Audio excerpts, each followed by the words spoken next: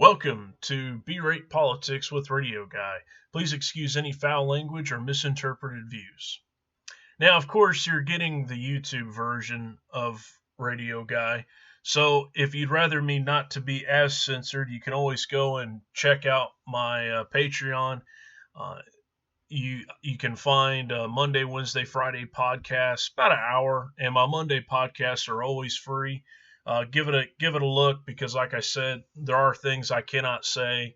Like if for the example for the pandemic, I have to kind of leave it at that. I can't really say the C word pandemic. YouTube would freak out over it. So just kind of keep in mind there are limitations to what I can and can't say on YouTube. Thank you, YouTube, for freedom of speech. I almost need like a little cue card that I could read from on that. But anyways, today's video is kind of just rehashing a lot of what went down last week, and kind of, like I said, Donald Trump has just gotten impeached as of yesterday, and so we're going to kind of take into account what all that means. And I could probably save you the 7 or 8 minutes of having to really watch this video. And to the fact that it's pretty much bullshit for the most part. It's not going to really mean anything. But for those that want to be humored for a few minutes, we'll talk about the actual attempted coup, which, like I said, I called it more or less the lamest coup I would ever, I guess, see in my lifetime. And I stand corrected, which is kind of a shame considering we're kind of the ones that wrote the book on that. But anyways, we had, I think Wednesday showed two things. On one hand, it showed that Trump supporters managed to do something the South never could, which was sack D.C. That's pretty good. Congratulations. That deserves a little bit of a clap.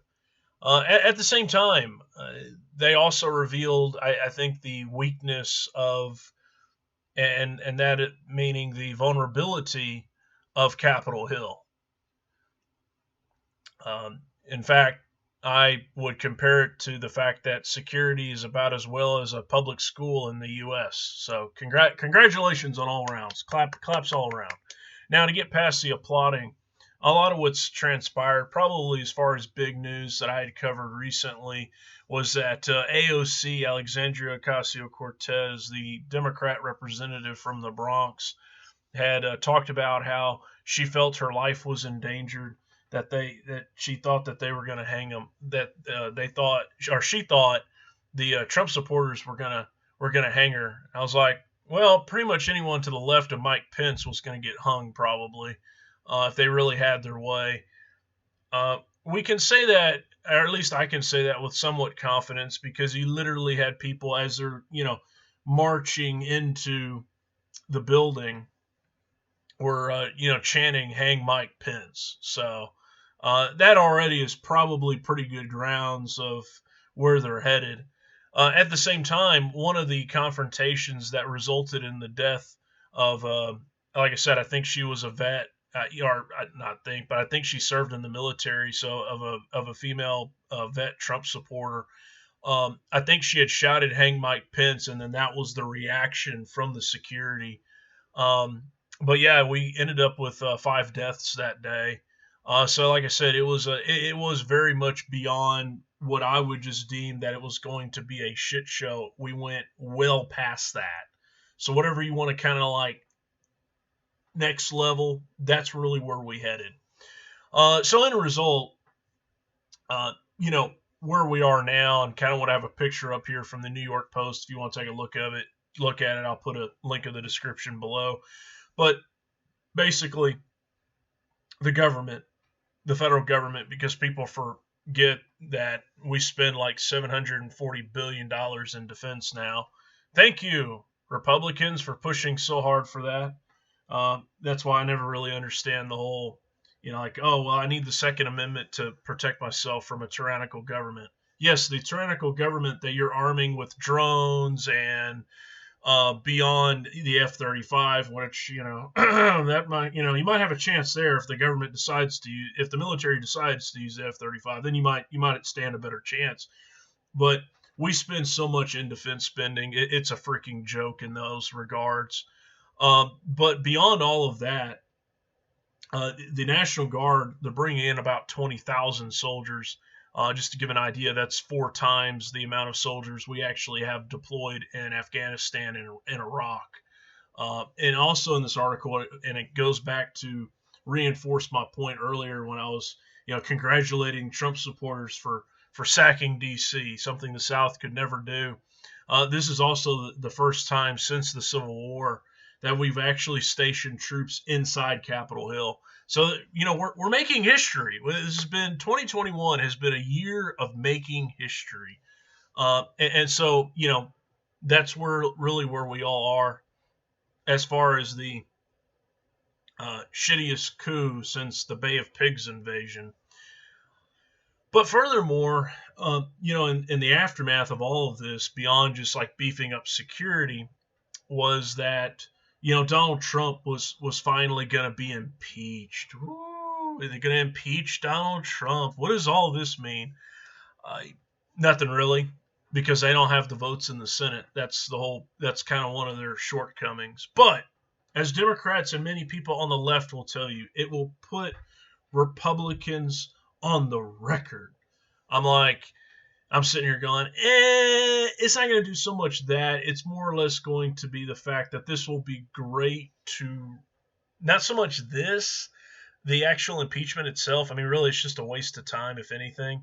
But it's really more of the events of Wednesday. Now, that you could definitely use, be like, look, this is a radical Republican that would not vote to remove Donald Trump from office, and look at what they did to the Capitol. It resulted in 5 deaths. We found pipe bombs, blah, blah, blah, blah, yada, yada, yada. Vote for me, right? Like, that's what Democrats are going to use it for.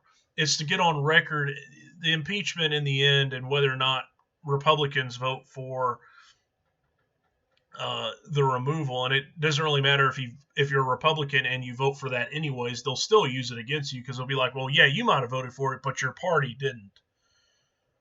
You had 200 Republicans that voted against Donald Trump's impeachment, and in terms of how he handled the coup and all of that fun stuff.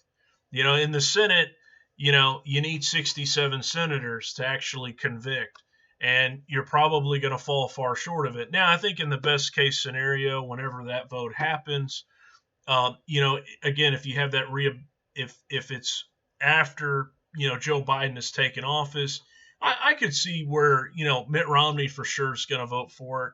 Lisa Murdowski, Susan Collins are kind of, I think, there too, that they would vote with Mitt Romney. You could also throw in maybe Pat Toomey. He's talked about it a lot. Mr. Fisk, quote, got to be in the picture frame here. Mr. Fiscal Conservative here. But as I've said, if you had taken my warning at the beginning of this video, you would have saved yourself 8 minutes or so. It doesn't really mean anything. Now, the left is going to tell themselves it means a lot, and I'll be on the record to say that, well, yeah, I mean, it's great for a campaign ad, because I mean, the Republicans look like they're nuts, right? I mean, that's just, yeah, it looks great for a campaign ad, but that's about it.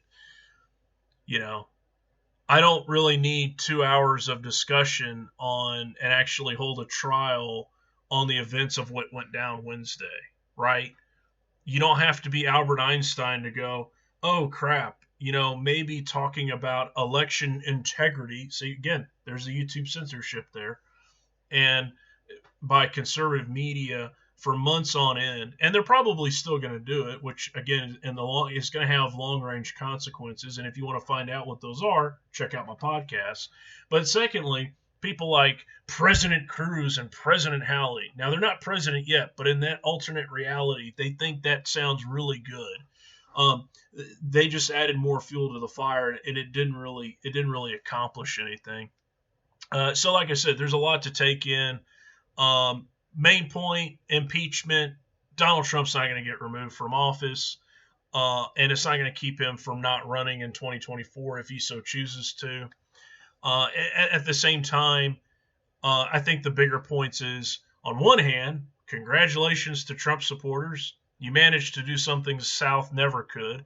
And secondly, you've also shown the vulnerability of the United States, something I've been talking about in this idea of decadal decline, which, by the way, Barack Obama, Joe Biden, Donald Trump have not shifted my viewpoints on that. Could let him be president for 100 years. We're still going to be replaced as a superpower in the long run.